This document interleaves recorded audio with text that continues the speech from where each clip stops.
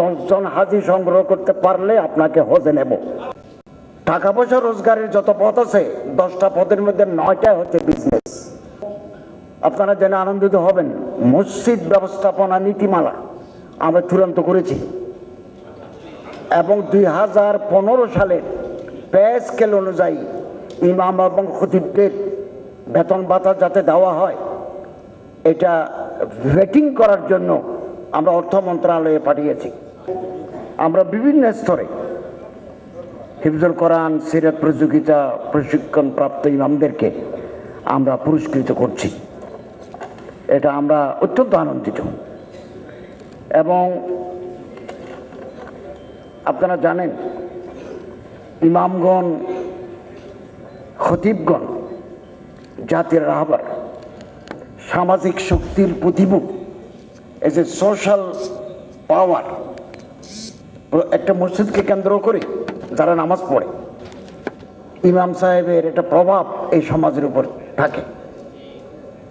আমরা এই সামাজিক শক্তিগুলোকে যদি সংগঠিত করতে পারি, তাহলে ইসলামী মূল্যবোধ, ইসলামী আদর্শ প্রতিষ্ঠার ক্ষেত্রে আমরা অনেক দূর এগিয়ে যেতে পারব। আমি যেন অত্যন্ত আনন্দিত হয়েছি যে আমাদের প্রশিক্ষণপ্রাপ্ত ইমামদের মধ্যে 64 জন খামারি ইমাম পুরস্কৃত হয়েছেন। ইমামতিও করেন, আবার খুদকফিল হওয়ার জন্য, স্বাবলম্বী হওয়ার জন্য খামার করেন।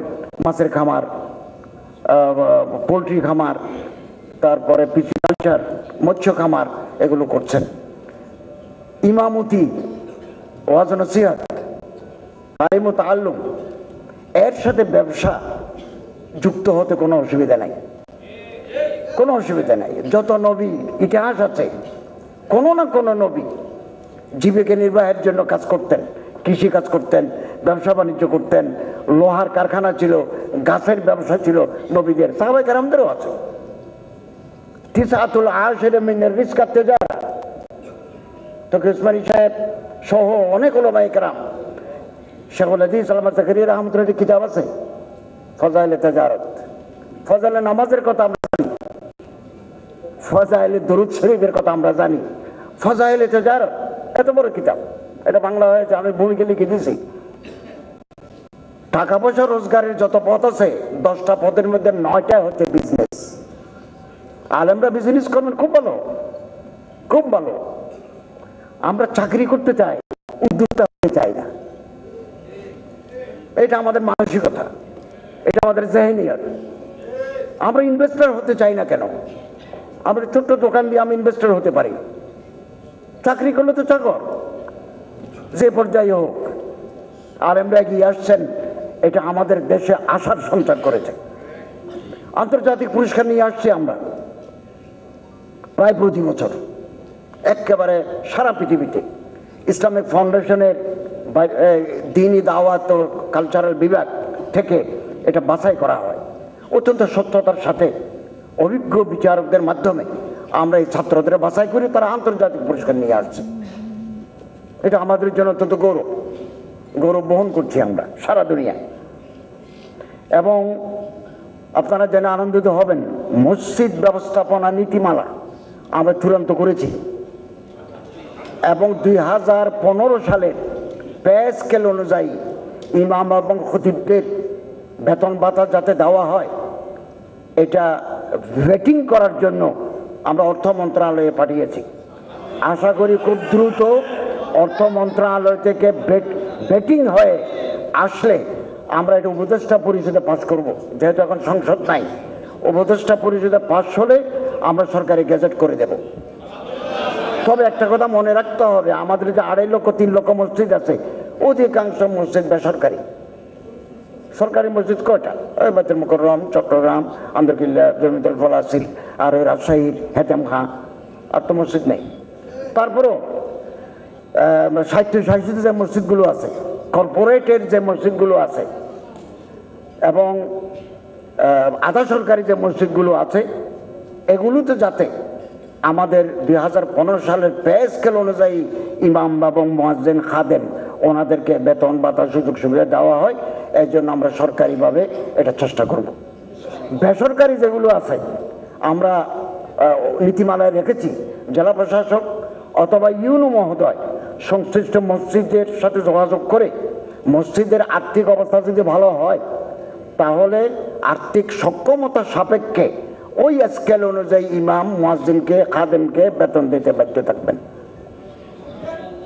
আর আমাদের ওয়াকফ যে মসজিদগুলো আছে, ওয়াকফ ধর্ম মন্ত্রণালয়ের আন্ডারে, এটাও আমরা নির্দেশ দেব। আমরা যাওয়ার আগে, আমি নিজে একজন ইমাম, আমি সরকারের দায়িত্ব নেওয়ার আগে 16 বছর চট্টগ্রামের হালিশহর এ ব্লক জামে মসজিদে খুতবা দিয়েছি। আমাকে বলতে হবে না, আমি আপনাদের ব্যথা বেদনা নিজেই সাক্ষী। তো আমি ইনশাআল্লাহ আজিজ আমরা দায়িত্বে থাকাকালীন ইমাম, মুয়াজ্জিন, খাদেম জন্য যতটুকু আমাদের পক্ষে করা সম্ভব সবগুলো করে যাব। ইমামদের সম্মানী ভাতা, দৈনিক ভাতা, বিধিবিধান আছে, আমরা একটু পর্যালোচনা করে আস্তে আস্তে কিছু বেতন ভাতা বাড়াবার আমরা সচেষ্ট থাকব। হালাল সনদ, আমি কদিন আগে সৌদি আরব থেকে আসছি। সৌদি আরবের একটা ডেলিগেশন আমাদের বাংলাদেশে আসতেছে। মুআসসাসা আল ইসলামিয়া বাংলাদেশ এর প্রদত্ত হালাল সনদ সৌদি আরবের গভর্নমেন্টের কাছে গ্রহণযোগ্য এবং ইসলামিক ফাউন্ডেশনের ব্রাঞ্চ আছে, মহাপরিচালক মহোদয় এবং আমাদের ইসলামিক ফাউন্ডেশনের দক্ষ অফিসার বৃন্দ এর সাথে যুক্ত আছেন। ওনারা আসবেন। অ্যাক্রেডিটেশন যদি হয়ে যায় তাহলে বাংলাদেশ থেকে যত পণ্য সৌদি আরবে যাবে এগুলো ইসলামিক ফাউন্ডেশনের সনদ হালালের ভিত্তিতে, সনদ হালাল সনদের ভিত্তিতে, এবং এটা রেভিনিউ আমরা পাবো, ইসলামিক ফাউন্ডেশন পাবে। অস্ট্রেলিয়ায় ইসলামিক ফাউন্ডেশনের হালাল সনদের ভিত্তিতে যাচ্ছে। তুরস্কের সাথেও আমাদের কথা হয়েছে, আমাদের ইসলামিক ফাউন্ডেশনের ডেলিগেশন তুরস্ক সফর করে আসছেন। অতএব ইসলামিক ফাউন্ডেশনকে আমরা একটা প্রাণবন্ত প্রতিষ্ঠানে পরিণত করতে চাচ্ছি। ভাবমূর্তি পুনরুদ্ধারে আমি আপনাদের প্রত্যেকের সহযোগিতা চাই এবং হাতি সংগ্রহ করবেন। ইসলামিক ফাউন্ডেশনের যারা বিভিন্ন জেলা পর্যায়ে আছেন, যে পর্যায়ে আছেন, একেবারে আমাদের মসজিদ ভিত্তিক শিশু গণশিক্ষার সাথেও যারা যুক্ত, ফিল্ড সুপারভাইজার, কেয়ারটেকার যারা আছেন, আমি তাদেরকে অনুরোধ করব আপনার হাজি সংগ্রহ করে দেন। 10 জন হাজি সংগ্রহ করতে পারলে আপনাকে হজে নেব। 2026 সালের রোড ম্যাপ ঘোষণা করেছি। আজকে মন্ত্রী পরিষদের বৈঠক হয়েছে সকালবেলা, headed by professor doctor Mohammad Yunus. তিনি ফুল ক্যাবিনেটে ধর্ম মন্ত্রণালয়কে অভিনন্দিত করেছেন সুন্দর হজ ব্যবস্থাপনার জন্য। 2026 সালে আমরা আমাদের কিছু ত্রুটি আছে, আমাদের কিছু ফলস আছে, এগুলোকে আমরা অ্যাড্রেস করে 2026 সালকে আরো সুন্দর, সুস্থ, কনভেনিয়েন্ট একটা হজ ব্যবস্থাপনা আমরা উপহার দিতে চাই। এবং হজে যাওয়ার জন্য টিমে অন্তর্ভুক্ত হওয়ার জন্য যে প্রতিযোগিতা, এই প্রতিযোগিতার পিছনে আছে ডলারের পারিশ্রমিক। আমি চিন্তা করছি, I will talk to the chief adviser, আমি আলাপ করব কেন মানুষ টিমে যেতে চায়। মনিটরিং টিম, প্রশাসনিক টিম, প্রশাসনিক সহায়তাকারী টিম, চিকিৎসক টিম, আইটি টিম যেতে চান।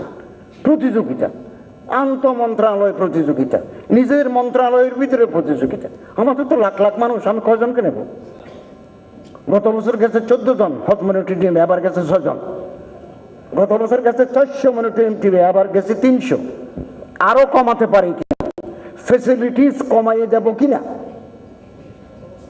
We are thinking deeply. ডলারে বাধা দেওয়ার কথা রাখবো কিনা, তাহলে আর প্রতিযোগিতা থাকবে না।